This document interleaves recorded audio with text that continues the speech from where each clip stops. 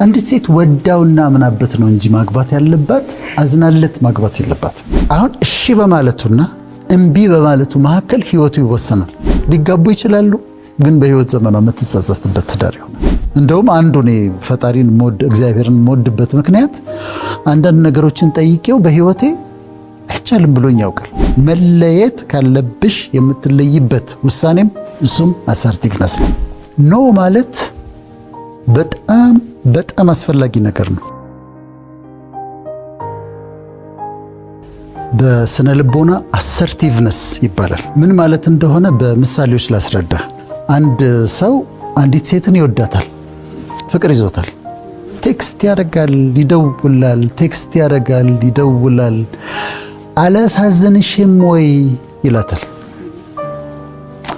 እሷ ነው ትላለች።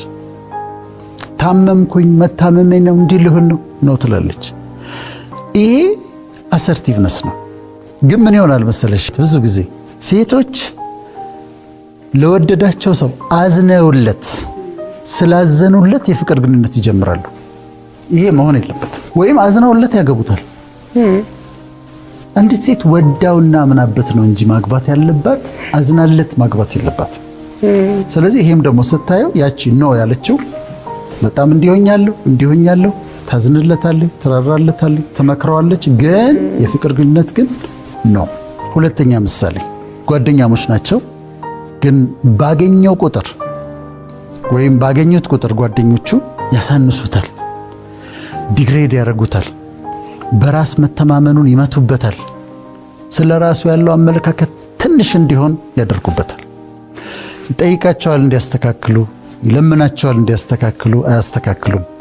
ከዛ ምን ያደርጋል? ቅድም ጉድ ባውንደሪ ያለን አይደል? አሁን ደግሞ ጉድ ባይ ደግሞ አለ። ጉድ ባይ መለየት ካለብሽ የምትለይበት ውሳኔም እሱም አሰርቲቭነስ ነው። ሌላ ምሳሌ ልንገርሽ። እኛ ሜዲካል ስኩል እያለን ሕክምና ተማሪዎች እያለን ጓደኛሞች ሲያወሩ ወንዶቹ ጓደኞቻችን አንቺ ይባባላሉ እና አንቺ ያጠናሽ እንዴው ዛሬ በጣም እያጠናሽ ነው፣ ደግሞ በጣም አሪፍ ሰራሽ ፈተናውን ይባባላሉ። አንድ ቀን ከመካከላችን አንዱ በጣም ዲሲፕሊን የሆነ ጓደኛችን ነው። ተነሳና አንድ ጊዜ ይቅርታ አድርጉልኝ አለ። እኔ ያለ አንቺ ሲሉኝ አልወድም አለ። ስለዚህ አንቺ አትበሉኝ አለ።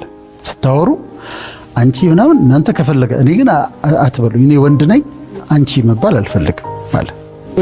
የሴትነትን ማሳነስ ሳይሆን ግን ወንድ ነው። እውነት ነው። ከዛ ቀን ጀምሮ ሁሉም ተማሪ እሱን ማንም ሰው አንቺ አይለው። አሁን ምንድን ነው ያደረገው? መስመር ነው ያሰመረው። አሰርቲቭነስ ማለት በህይወትሽ የምታሰምሪው መስመር ነው። ከዚህ አትለፊ፣ ከዚህ አትለፍ። ይሄ እኔ ባውንደሪ ነው። ባውንደሪውን አስመር ያለሁና በቃ ጓደኞች እንዲያትበሉኝ ማለት አሰርቲቭነስ ነው። ትሽን ማስከበር፣ መስመርሽን ማስመር፣ የማትወጂውን ነገር መናገር፣ ይሄን አልወድም እንዲህ ሲሉኝ አልወድም ማለት እሱ አሰርቲቭነስ። አራተኛው ምሳሌ የምሰጥሽ ከዚህ ለስራ አንድ ቦታ እየሄድሽ ነው። ሌትስ ሴ ለንደን ልትሄጂ ነው። ትኬት ቆርጠሻል። ትኬት ስትቆርጪ ወንበር መርጠሻል።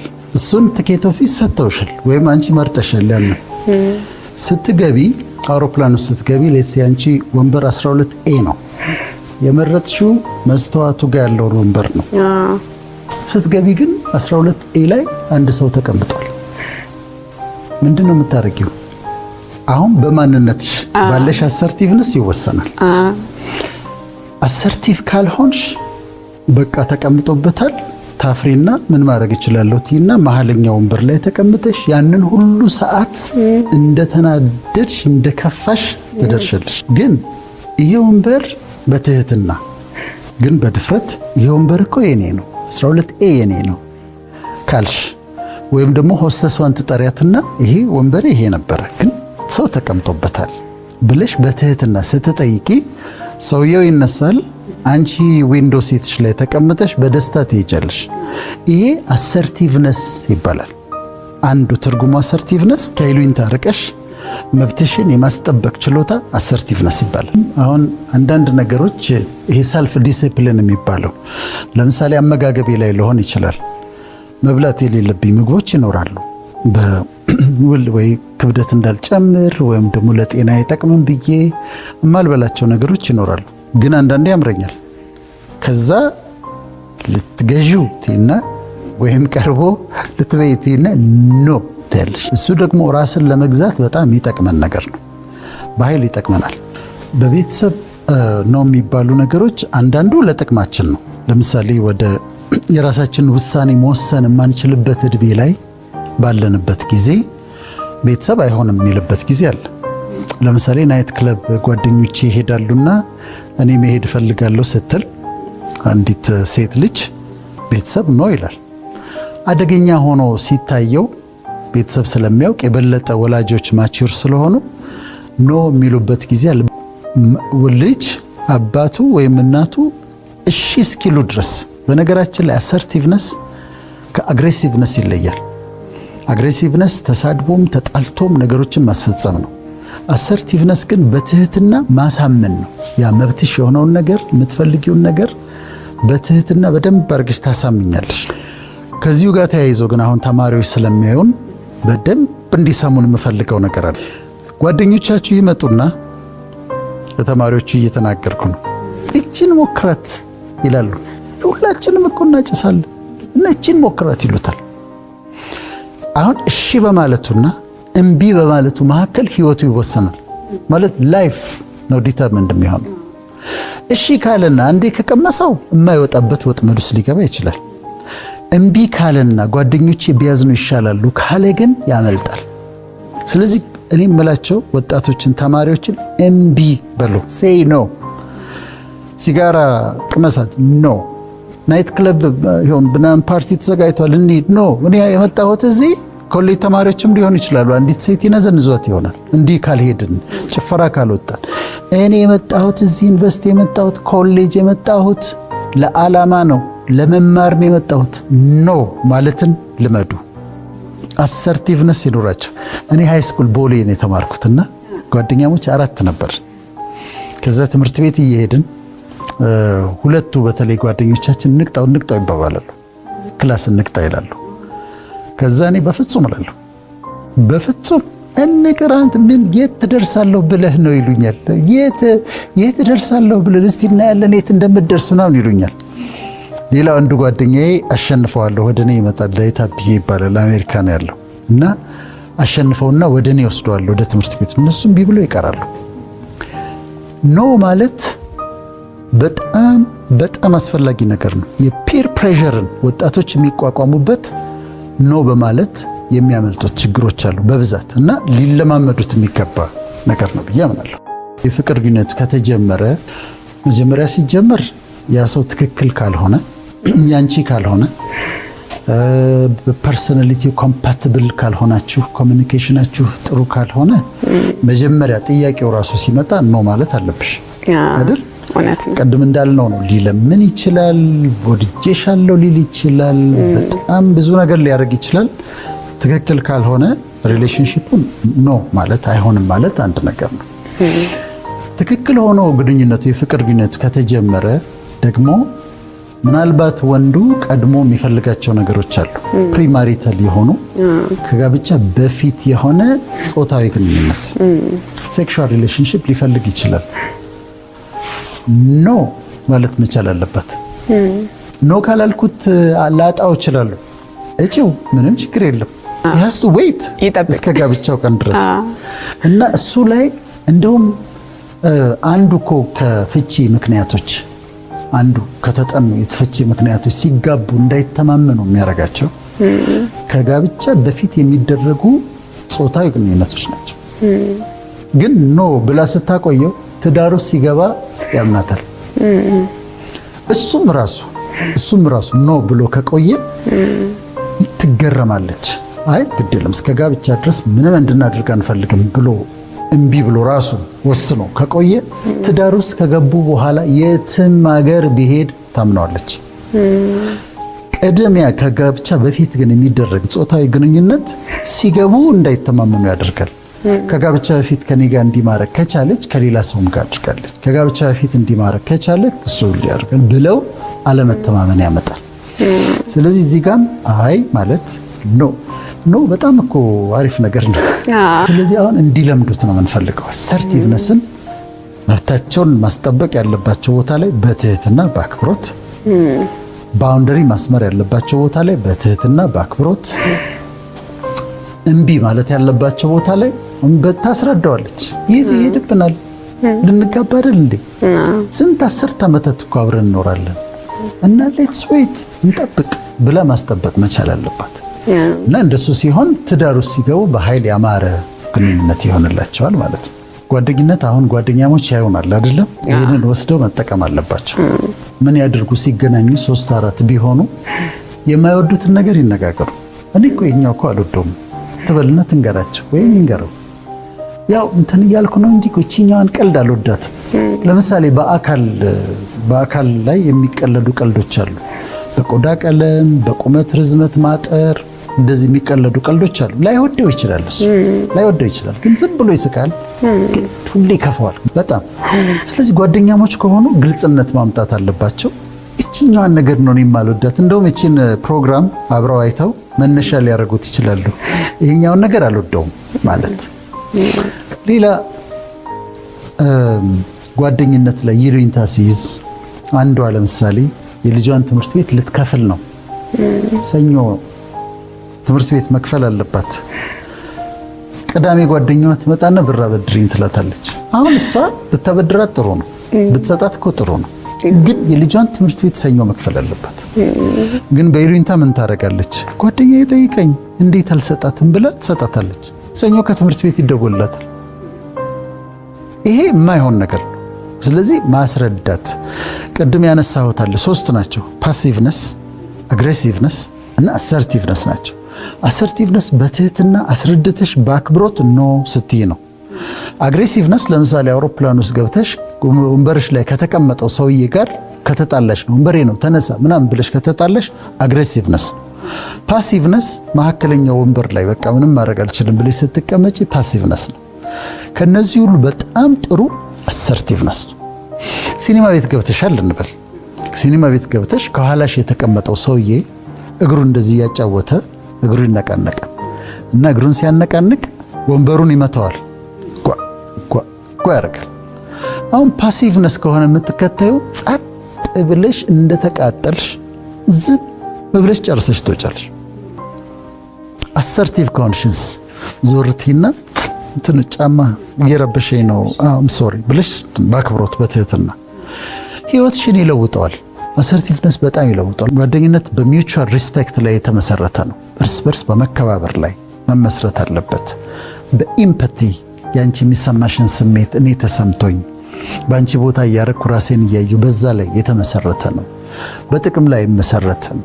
ጥሩ ጓደኛ ያላቸው ሰዎች የተሻለ የአእምሮ ጤና አላቸው። ያ ግን የሚሆነው ተነጋግረው የሚወዱትንና የማይወዱትን ነገር ተነጋግረው ይቺን አልወድም ሁለተኛ እንዲህ እንዳትሉኝ እንዲህ ስትሉኝ አልወድም። ለምሳሌ ባገኟት ቁጥር መቼ ነው የምታገቢው ሊሏት ይችላሉ። አንቺ አታገቢም እንዴ መቼ ነው የምታገቢው? ወይም ደግሞ ከዛም አልፎ አሁን ባውንደሪ ተመልከች ከዛም አልፎ እድሜሽ እኮ እየሄደ ነው ሊሏት ይችላሉ። ይሄውን ባውንደሪ ይሄ ነገር እሷ በተገናኙ ቁጥር ዳውን የሚያረጋት ከሆነ ስትለያይ ከነሱ ጋር ተጫውታ ስትለያይ ከፍቷት አንድ ሳምንት የምትቀመጥ ከሆነ ሻሱ ተልተም ይሄን ነገር እኮ አልወደውም ማለት አለበት። በግልጽ ካደረጉት ከዛ በኋላ ተከባብረው ህይወታቸውን ኢንጆይ ያደርጋሉ። ወላጆች ላይ ከፓረንቲንግ ስታይልስ የሚባሉ አሉ። ከፓረንቲንግ ስታይልስ አንዱ ፐርሚሲቭ የሚባለው ፓረንቲንግ ስታይል ነው። ፐርሚሲቭ ፓረንቲንግ ስታይል ልጅ የሚለውን ነገር ሁሉ እሺ ማለት ነው። አይፓድ ይገዛልኝ እሺ፣ ላፕቶፕ ይገዛልኝ እሺ፣ ስልኬ ይቀየር እሺ፣ ለረፍት ዱባይ መሄድ ትፈልጋለሁ እሺ፣ ጓደኛዬ ቤት ማደር ፈልጋለሁ እሺ።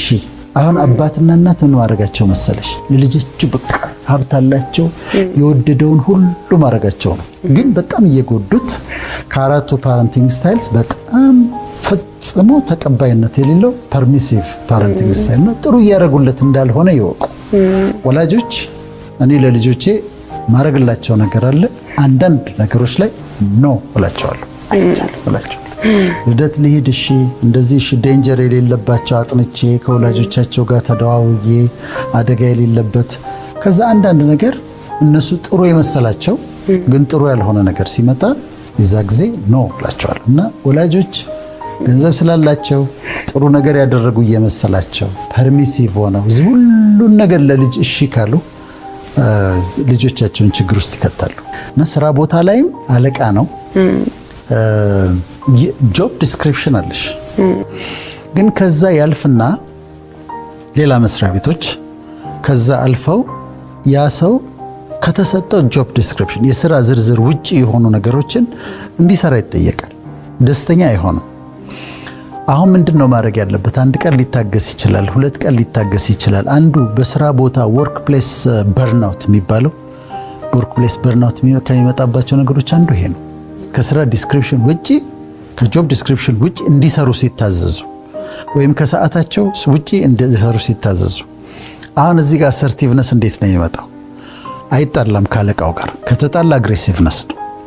ዝም ብሎ አይገዛም። ከተገዛ ፓሲቭነስ ነው። አሰርቲቭነስ ግን ምንድነው የሚያደርገው? ጊዜ ጠብቅና በጣም በትህትና ሆኖ በአክብሮት ሆነ አለቃውን እኔ ስራዬ ይሄ ነው፣ ተጨማሪ ይሄን በመሰራበት ጊዜ ይቃጠላል፣ ለልጆቼ ጊዜ መስጠት አልችልም፣ እማነብበት ጊዜ ይወሰዳል። እና እነዚህ ነገሮች ቢነሱልኝ። አሁን አሰርቲቭነስ ላይ ምን አለ መሰለሽ? አክብሮትና ትህትና አለ፣ ጥበብም አለ። ገብቶ በጥበብ በአክብሮት በትህትና ያ ነገር እየጎዳው እንደሆነ መናገር አለበት። ፓሲቭ ሆኖ ግን እዛ ሄደሽ ይሄን አድርግሽ ይሄን አድርግሽ እሱ እያስደሰተ ነው ይመስለው፣ ግን ውስጡ ከፍቶታል። አለቅየው ደግሞ ላያውቅ ይችላል እኮ እየተጎዳ እንደሆነ አለቅየው ላያውቅ ይችላል። ስለዚህ አሰርቲቭ ስትሆኚ ጥበበኛ ሆነሽ በአክብሮት በትህትና ትገቢና ይሄኛው ነገር አይመቸኝም፣ ሌሎች ቢሰሩት ቤተሰብ ይጠብቀኛል፣ የማንበቢያ ጊዜን ይወስዳልና እንደው ይሄን ብታስተካክልልኝ ታያለሽ። ከዚያ ያስተካክልሽ እና ስራ ቦታ ላይም ኖ ማለት ሳይሆን ይሄ አግሬሲቭ የሆነ ኖ ሳይሆን ስራሽ እንዳታጪ በትህትና ነገሩን ማስረዳት በጣም አስፈላጊ ኖ የምንለው ቅድም እንዳልነው በህይወታችን ወሳኝ የሆነ አሁን ለተማሪዎች እንደነገርናቸው ህይወታችንን የሚጎዳ ከሆነ አእምሯችን ላይ ጭንቀት እያመጣብን ከሆነ አንዛይቲ እያመጣብን ከሆነ ያ ጉዳይ ለምሳሌ ቃላቱ፣ ቀልዱ ጭንቀት እያመጣብን ከሆነ ድብርት እያመጣብን ከሆነ ዲፕሬሽን ያንን ነገር ካሳለፍን በኋላ ሄደን ዳውን ሆነን የምንቀመጥ ከሆነ ዲፕሬሽን እያመጣብን ከሆነ የአእምሮ ጤናችንን እየጎዳብን ከሆነ ማንበቢያ ጊዜያችንን የሥራ ጊዜያችንን እየጎዳብን ከሆነ እነዚህ ነገሮች ኖ ማለት አለብን። አሁን አንቺ ጋር ቃለ መጠይቅ እየሰጠሁ ነው አይደል? ደስ ብሎኝ ነው የመጣሁት። ቶፒኩ አሳምኖኝ ለህዝብ እንደሚደርስ ይሄ መልእክት ሰው ጋር ደርሶ ለውጥ እንደሚያመጣ ስለማወቅ ነው። በየቀኑ ብዙ የኢንተርቪው የቃለ መጠይቅ ግብዣዎች ይመጡልኛል። ሁሉን እሺ ብልስ እችላለሁ? አልችልም። አንዳንዶች አዲስ ፕሮግራም ጀምረው ያው እንዲታይ ከመፈለግ ከመውደድ ግን አሁን ሁሉንም እሺ ካልኩኝ መቼ ነው እኔ ሪፊል የማደርገው? መቼ ነው የማነበው? መቼ ነው የማሰላስለው? መቼ ነው ቀደሙ ምጨምረው ደግሞ? ስለዚህ አሁን ሁሉም ጋር ልገኝ ካልኩኝ አይሆንም። እዚህ ጋር ካውንስሊንግ የምሰራዋል፣ እዚህ ጋር ማስተምረዋል፣ እዚህ ጋር ስለዚህ ሁሉ ሚዲያዎች ላይ መገኘት አልችልም። ስለዚህ ሲደውሉልኝ አስረድቼ እንዲህ ስለሆነ ነው በጣም ይቅርታ ጠይቃለሁ ግን አልችልም እላለሁ። በትህትና ነው፣ በአክብሮት ነው። ከዛ ደግሞ የሰራሽውን ነገር እስቲ ዩቲዩብ ላይ ላኪልኝ ወይም ላክልኝና አየዋለሁ እላቸዋለሁ። ኦፌንድ ሳላረጋቸው ሳላስቀይማቸው ነው ማለት ግን እችላለሁ። ስለዚህ ጊዜያችንን የሚፈጅብን ከሆነ ገንዘባችንን የምናጣበት ከሆነ የልጆቻችን የምንሰጠውን ጊዜ የሚወስድብን ከሆነ ጭንቀት የሚያመጣብን ከሆነ ድብርት የሚያመጣብን ከሆነ አላስፈላጊ ሪሌሽንሺፕ ውስጥ የሚያስገባን ከሆነ ቅድም እንዳልነው ነው ባል ማለት ባለመቻል ስላሳዘናት ፍቅረኛዋ ካረገችው ራሷን ከባድ ችግር ውስጥ ይሄ ደግሞ የማይወጣበት ችግር ነው። ከባድ ችግር ውስጥ ሊጋቡ ይችላሉ፣ ግን በህይወት ዘመኗ የምትጸጸትበት ትዳር ይሆናል። ዩኒቨርሲቲ ተማሪ ሆና በንዝነዛ አንዱ ተማሪ ወደድኩሽ አበድኩ ምናምን ልቤ ተቃጠለ ብሎ ከዛ እስከ እሷ ጋር ግንኙነት ጀምሮ ወደ ጾታዊ ግንኙነት ከወሰዳት ምን ይሆናል? ስለሚያዩን ነው። ወጣቶች እርግዝና ይመጣል፣ ሴክሹዋሊ ትራንስሚትድ ዲዚዝ ይመጣል፣ ኮምፕሊኬሽን ይመጣል፣ አደጋ ይመጣል። በኋላ ልትተው ስትል አንዴ ከጀመሩ በኋላ አልተውሽም ይመጣል፣ ቫዮለንስ ይመጣል። ኖ ማለት በአክብሮት እና በትህትና እጅግ በጣም አስፈላጊ። ይህንን ደግሞ መጨረሻ ነጥብ የማደርገው መቼም ከፈጣሪ የበለጠ ደግ የለም አይደል? ከፈጣሪ የበለጠ ቸር የለም። ግን እሱን ስንጠይቀው በጸሎት ስንጠይቀው አንዳንዱን ራይት አዌ የስ ይላል። ሁለተኛው እሺ ይልና ግን ጊዜ አለው ነገርን ሁሉ በጊዜ ውብ አድርጎ ሰራው ስለሚል ጊዜ ይቀጥርለታል። 6 ወር ሊሆን ይችላል፣ ከዓመት በኋላ ከወር በኋላ ሊሆን ይችላል፣ ግን ጊዜ ይቀጥርለታል። አንዳንዱ ግን ማወቅ ያለብን ስንጸልይም እሱ ራሱ በጣም ደግ የሆነው ቸር የሆነው ኖ የሚልበት ጊዜ አለ። ያንን ሪስፔክት ማድረግ ያስፈልጋል። ሳውዝ አፍሪካ ካልሄድኩ ትይዋለሽ፣ ከዛ ቪዛ እንዲመታልኝ ብለሽ ጾም ጸሎት ይዘሽ ምናምን ከዛ ስትገቢ ትከለከያለሽ። ከላይ ኖ ብሏል። ለምን? ሄደሽ እንደማትጠቀም ያውቃል። በረከትሽ እዚህ እንዳለ ያውቃል። እድል ፈንታሽ እዚህ እንዳለ ያውቃል። ስለዚህ አንዳንድ ነገሮችን ይከለክለናል። አይሆንም ይላል። እንደውም አንዱ እኔ ፈጣሪን እግዚአብሔርን የምወድበት ምክንያት አንዳንድ ነገሮችን ጠይቄው በህይወቴ አይቻልም ብሎኝ ያውቃል። በድርጊቱ አይሆንም ብሎኝ ያውቃል።